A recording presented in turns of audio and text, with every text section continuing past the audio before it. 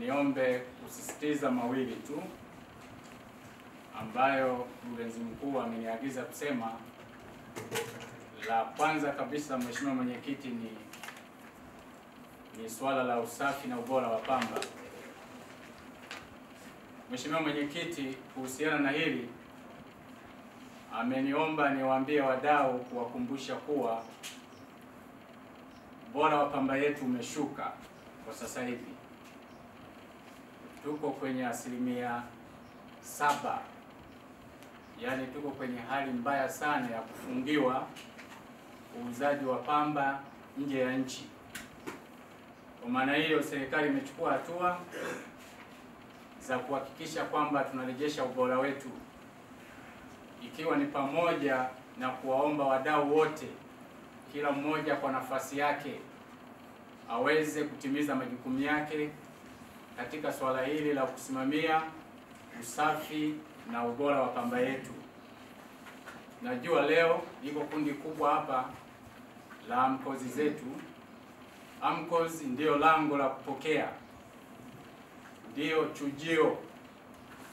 Kama AMCOS chujio hilo litaruhusu kupokea pamba yenye maji, yenye mchanga, ina maana bado tunaelekea kwenye hali hiyo hiyo mbaya ya kuweza kufungiwa pamba yetu.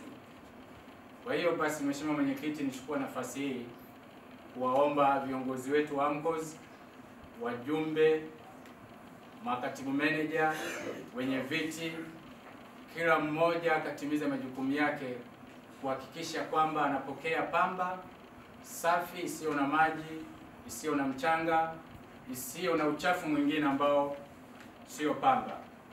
Kwa hiyo wazingatie hilo. Lakini la pili, Mheshimiwa Mwenyekiti, lipo swala la matumizi mapya ya mfumo wa ununuzi, kwa maana ya mizani hii ambayo kwa msimu huu itaanza kutumika. Mizani hiyo ina faida kuu zifuatazo. Kwanza, inatoa uzito halisi wa mkulima.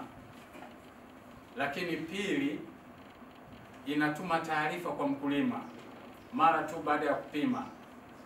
Mkulima anapata message kupitia simu yake ya mkononi. Lakini pia inatoa taarifa kwa vyombo vingine, kwa wadau wengine kwa muda huo. Taarifa hizo zikihitajika kwa chama kikuu cha ushirika kinaona, bodi ya pamba inapata taarifa. Nimemkuta na mkaguzi mwenzangu akizungumzia hilo.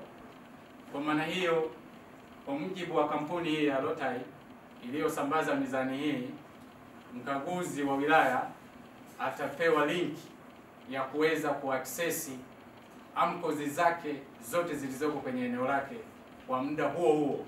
Akitaka kuona mambari wanafanya nini, anaona akiwa tu ofisini, sehemu yoyote, wita coverage yake yote.